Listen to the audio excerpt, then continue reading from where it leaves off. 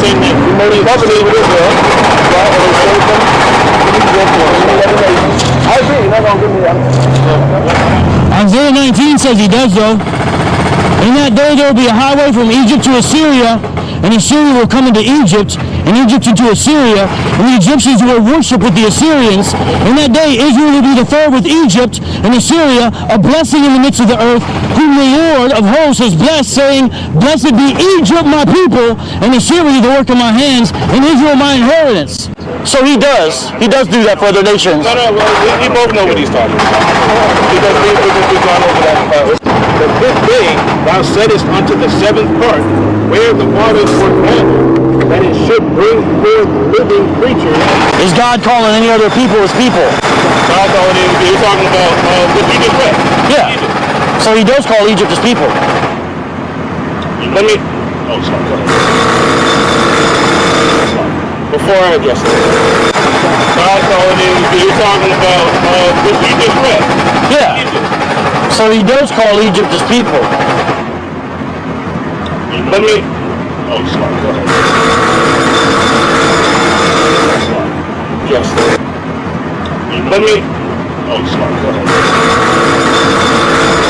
I want to give all the praises and the honor to Yahweh Bahashem, Yahweh Shah Bahashem, Rachaha Quadash, and double honors to the elder apostles and the elder bishops of Great Millstone, like also shalom to you other elders, you other brethren, you followers of the truth. Let me say shalom to the sisters, a few sisters, and let me say shalom to the elect. I want to go on this video here, vocab, responsive vocab.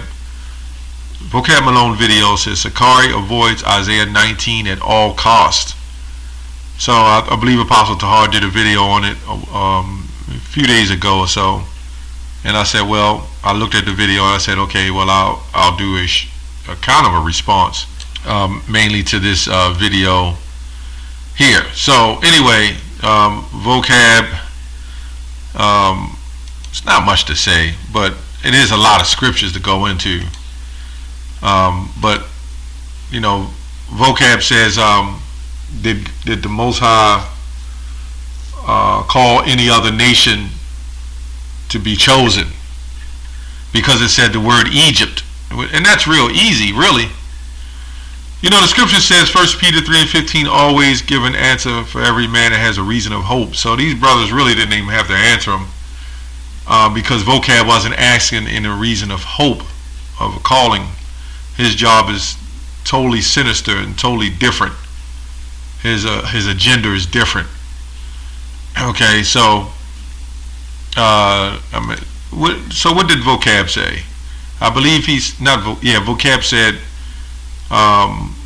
did the Lord call any other nation? I think he said, does he call Egypt his people? So we're going to dive right into this lesson and prove it totally false. The Lord never called. First of all the people on the earth is of the Lord's anyway, but of his chosen, that's a different story. Okay, remember, the Lord created all the people, so they all of him, but everybody plays a role. Even us coming in the way we came to this country, we're God's chosen people. But look what happened. But you know, even vocab and the rest will say everything goes around, come around, except something like this. As I believe Job 39:17 say, or 34:17, whether it be done against a man or a nation only. So let's dive right into the video. I'll probably pull up quite a few scriptures on this one, on what he said. Let's go to Isaiah. I'm gonna just get to the point. It says, in that day shall Israel be the third with Egypt, right? And with Assyria, even a blessing in the midst of the land, okay? Whom the Lord of hosts shall bless, saying, Blessed be Egypt, my people, and Assyria, the work of my hands, Israel, my inheritance. So when we go into this text, when he said, Blessed be Egypt, my people, What was he saying when he said my people? First of all, the Egyptians aren't even in Egypt right now. So you can't say bless Egypt because the Egyptians is pushed out. Those people in Egypt today aren't the real Egyptians. So it's always a people. When the Deuteronomy, I believe 32 said the Lord divided the nations their inheritance, those nations are scattered now. So you can't simply go on one landmass like people claiming to be the people of the Bible now. They would be scattered all over the world.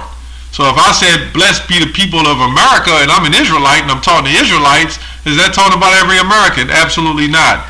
But anyway, let's go get some proof. It says, whom the Lord of hosts shall bless, saying, blessed be Egypt, my people. So when you go to the word Egypt, in this reference, we'll go there, H47:14, right? Egyptian, double straits, bondage, inhabited natives.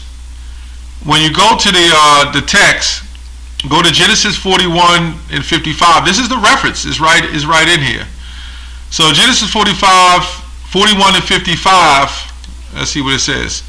And when all the land of Egypt was famished, the people cried to Pharaoh for the bread of Pharaoh, said unto all the Egyptians, go unto Joseph.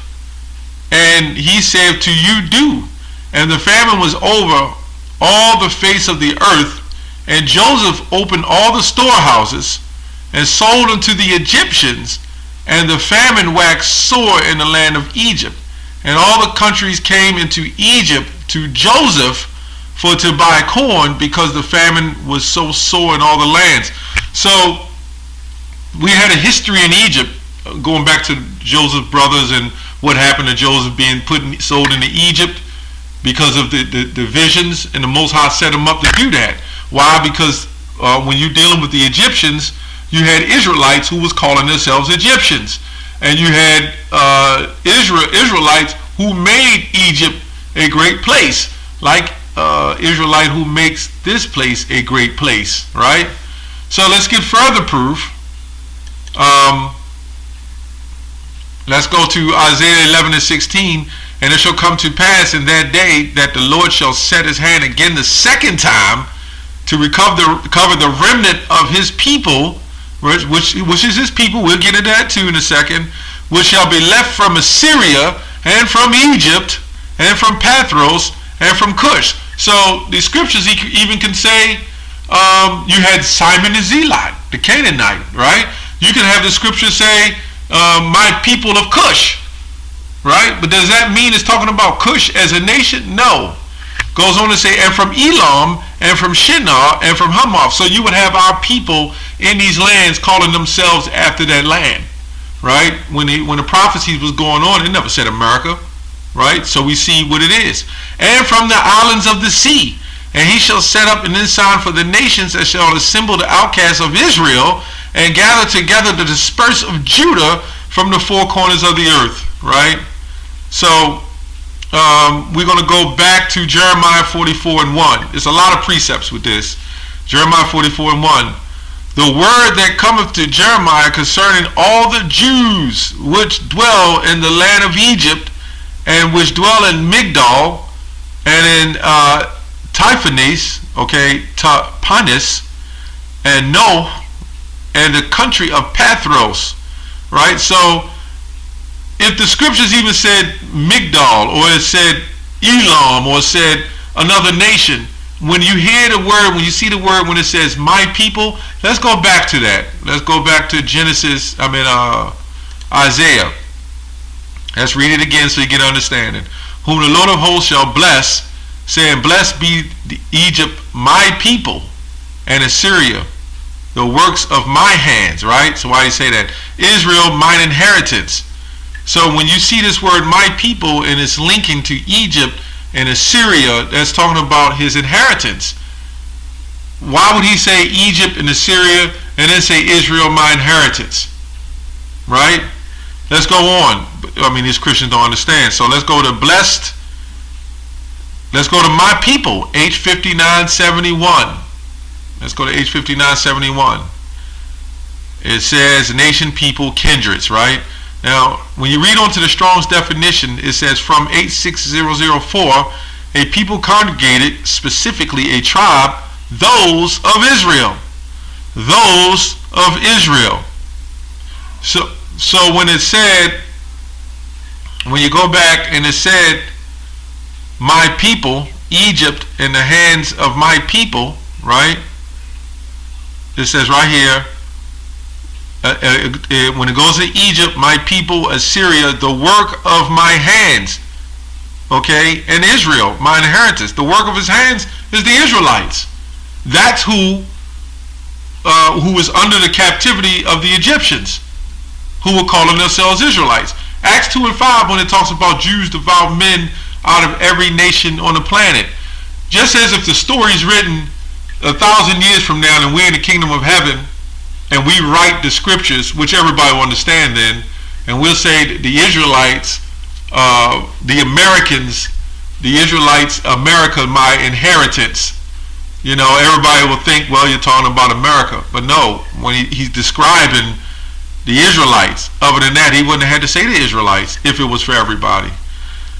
Let's go further on down to the reference. Okay, let's go down to the reference and see what it says about his inheritance. It says, again, tribe, those of Israel. Okay, let's go on down. I'll try to make this quick. Let's go on down to the mortar reference and the Strong H971. It says a people, plural. Let me see again. A people, plural, peoples, tribes. Original meaning probably those united, connected, and related. Right? Another reference of that is Isaiah 2 and 3. And many people shall go and say, come ye, and let us go up to the mountains of the Lord, right? To the house of God of Jacob, right? And will teach us of his ways, and we will walk in his paths. For out of Zion shall go forth the law and the word from Jerusalem, right? So let's get some more precepts. And when you go to, I believe, I think it's Romans 9:24. Let's go to Hosea 1 and 10. Yet the number of the children of Israel shall be the sand of the sea, which cannot be measured nor numbered. And it shall come to pass that in a place where it was said unto them, ye are not my people, there shall be said unto them, ye are the sons of the living God. So you can go to Romans 9 and 26, and it says the same thing. Now another precept is Ezekiel 29 and 12. And I will, what it says, and I will make the land of Egypt desolate in the midst of the countries that are desolate, and her cities among the cities that are laid waste shall be a desolate 40 years. And I will scatter the Egyptians among the nations, and will disperse them through the countries. So it's all kind of precepts and scriptures on you can't really look at the landmass and consider it all Egypt at this point, as the people of Egypt aren't even there, right? As the people who originally owned this place was pushed off, okay, and taken over. So you got to go, when it says those lands of Egypt, you're talking about this place, number one, and you're talking about our people who are scattered amongst this place. Okay? So let's go to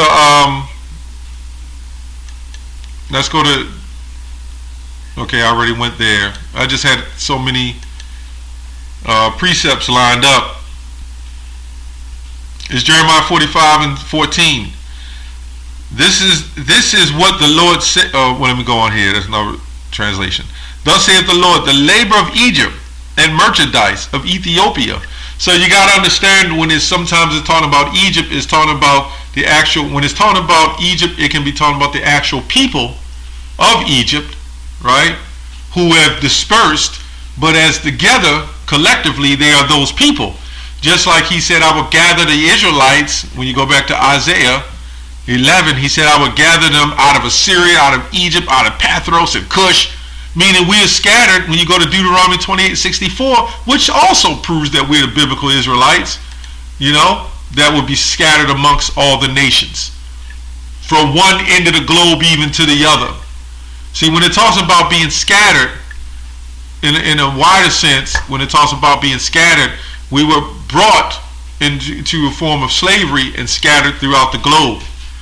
Okay, so when you go on to Isaiah 45:14, and the merchandise of Egypt, let me go on. Thus saith the Lord, the labor of Egypt, the merchandise of Ethiopia, and of the Sabians, men of stature, okay, shall come over unto thee, and they shall be thine, right? They shall come after thee in chains. They shall come over, and they shall fall down unto thee. They shall make supplication unto thee, saying, surely God is in thee, and there is none else. There is no God. Right? So this is also proven that you're going to have our people amongst Egypt, but he's going to, as I read in Isaiah 11, he's going to take a remnant of his people out of those places, and they just have to go, and other nations still have to be judged. You can't get around that. So when you go into Joseph, I read a little article on that, but I pretty much brought that out to play anyway, about the little bit of the history on Joseph being sold into Egypt, and he made Egypt a great place. So, and that was the reference to that text, right? When you look at those texts, they'll have 5-6 different references, and you got to go to the certain ones that apply to the particular meaning.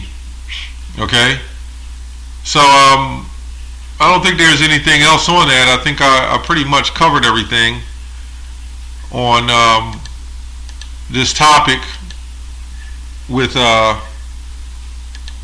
this situation with Isaiah, I believe 19.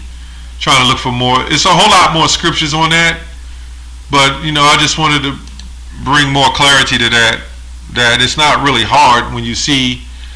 Let's recap on that. Let's go to Isaiah. Let's go to Isaiah 19:24. In that day shall Israel be as third with Egypt and with Assyria, and even a blessing in the midst of the land. Okay. You had these nations had us in captivity. Okay.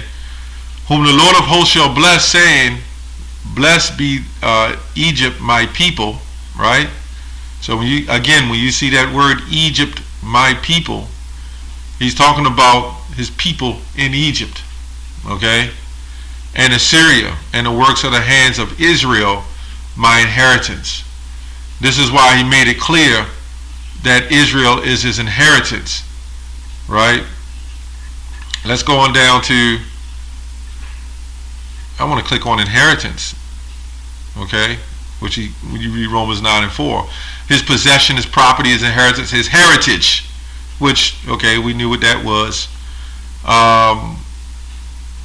That's pretty much it. Inheritance, possession.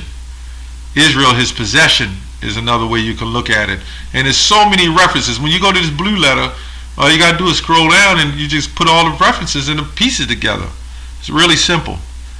Anyway, I hope this lesson was edifying. That's all I have on that. Shalom.